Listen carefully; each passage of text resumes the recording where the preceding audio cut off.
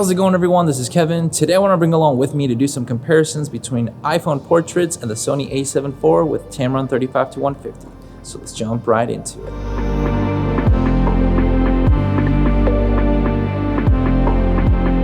Today seems like a good day to just take some portraits with my iPhone and compare it with my A7 IV and the Tamron 35-150 at the perspective focal length when it comes down to the portrait mode of my iPhone 12 Pro Max. Now, this isn't going to be a scientific review, it's just really for fun, so don't overthink it or try to pixel peep too much. I'm just going to try to see if I can get, about the same style of focal length and just kind of compare them just to see how it looks. Nothing crazy. My goal with this is just to see how good the bokeh of the iPhone 12 Pro Max is in the portrait mode and just see if it's too much of a difference or not, and just, compare and have some fun with this setup, just to battle each other out, if you will, and see how well the photos come out with both setups. And I plan to keep them at the same f-stop for both of them because I know that the portrait mode on the iPhone, you can change it from I think a 1.4 and change it back and forth, but I'm gonna keep them both at f2.8 since at 65 I believe it should be either a 2.5 or 2.8. So I'll double check here in a second and I'll try to keep it at the same for both, just to keep it fair as possible. So it's time to have some fun and just compare these photos.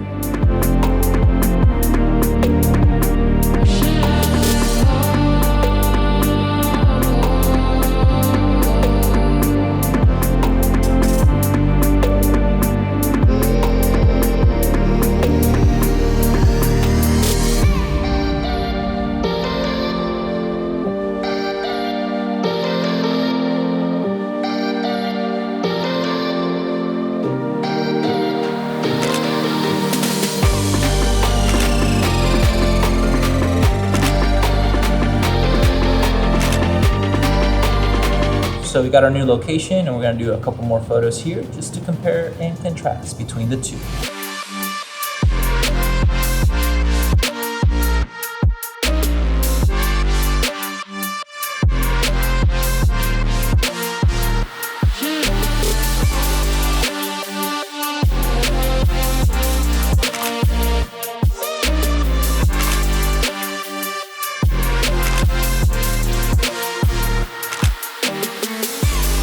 We're done with this location. We're gonna kind of move and find another location with more natural light, because I did notice that once I went to the section with more of the lights that are hidden from natural light, you can definitely tell that they're iPhone photos. So that's one of the biggest things that I've noticed so far between the A7 IV and the iPhone.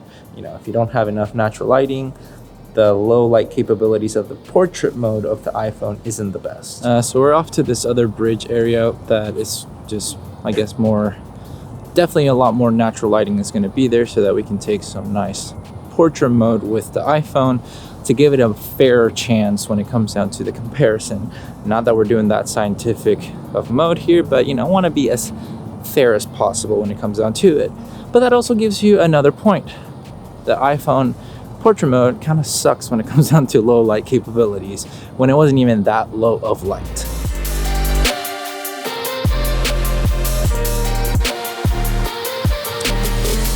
I think we found our next location. We're gonna use this little bridge area right here to take some portraits, so let's get to it.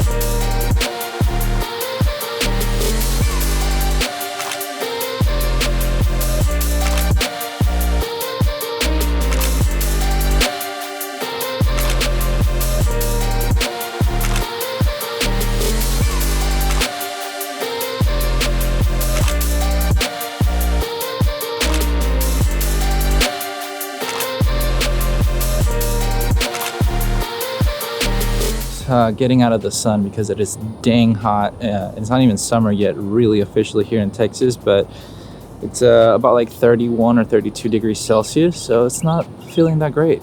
to be honest. So I managed to find some shade from the good old sun because feels good. It feels good. It feels like I'm getting some AC right now with this little breeze. It is rather hot already, and it's only about 6:30 in the day, which the sun doesn't set until like about 7:45 now, I think.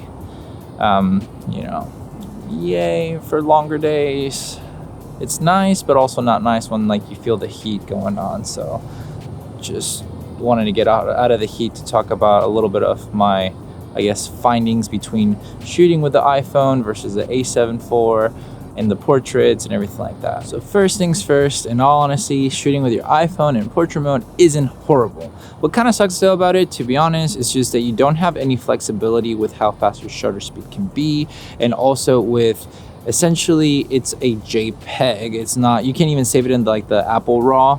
So it just kind of sucks whenever you do that because it has less flexibility for editing. Not saying that it's impossible to use it, but it's just not the most ideal. To be honest, it's just shooting with your phone. It is what it is.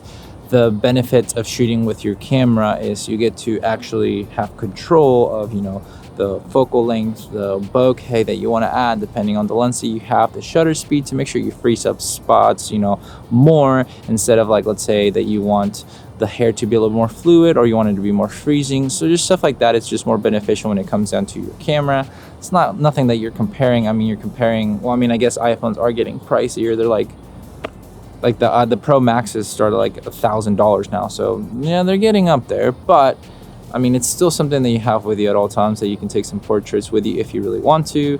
The main thing for me is just make sure you have enough lighting, because we'll go back to the indoor like garage setup. We had some pretty okay lighting. It wasn't dark, but the iPhone portrait mode tended to be a little bit more typical iPhone, if that makes sense. Like the quality, you could tell that it would be an iPhone, probably with the sun being nicer outside with the more outdoorsy. You can kind of tell that it's a little bit, you know, nicer, not as maybe digital. You can kind of modify it just a little bit more. So that's something that I kind of just, you know, wanted to talk about a little bit more because, well, it's just that comparison when it comes down to both of them. It's just almost night and day when it comes down to low light capabilities. It's a little bit easier, I guess, to, you know, take photos when there's enough lighting, but that's what sucks. It's like you have to make sure always that the lighting is great, in the sense of like enough lighting. But that's pretty much it when it comes down to these comparisons. Nothing scientific, nothing crazy. I just wanted to just put them against each other because it's like a 65mm focal length with the portrait mode on the iPhone 12 Pro Max from last time I checked. So I kept it about the same with the Tamron 35-150, both at f2.5, and went ahead and took some photos, and that's pretty much it. So you got to experience it with me, have some fun with this minor kind of experiment. If there's anything you want me to test out with the Tamron 35-150 to compare with other setups, maybe video or something, let me know down below. Would love to know your thoughts on that end. But if you have any other comments and questions, you know where to go. But with all that said and done, guys, thank you so much for watching this video. Make sure to like and subscribe, share this video with a friend. I'll catch you guys in the next one. See ya.